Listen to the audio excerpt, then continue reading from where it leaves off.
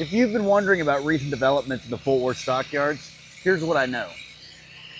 So this behind me is the site of the White Lodging Project. It'll be a hotel and a restaurant with possibilities for mixed-use destination amenities. I've had a wild theory on this area ever since the union announced plans to build an apartment complex.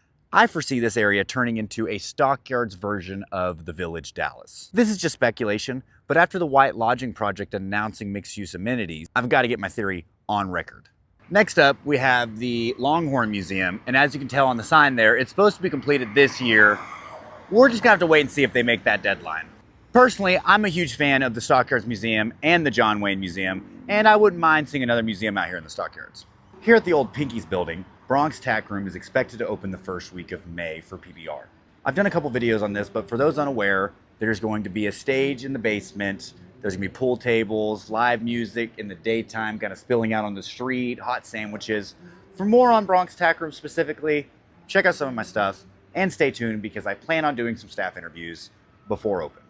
I've heard some rumors about the space above Cadillacs being turned into something, but the details on it are extremely hush-hush. I've talked with the owner of this Hotel Texas, and let me tell you, this guy does not want to give any information at all.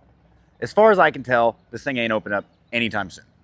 Last weekend was Last Call at Horace Hall, an event venue here in the Stockyards. They'll be moving all of their events to Pearls. Because of this merger, expect to see longer operating hours at Pearls. As the West Side ambassador, here's my West Side analysis.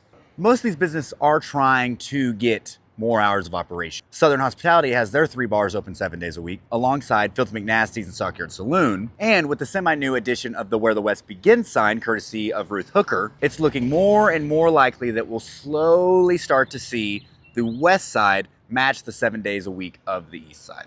I've borderline badgered Mr. Miller for updates on this 4-6's gallery and any information on the Horseshoe Hill.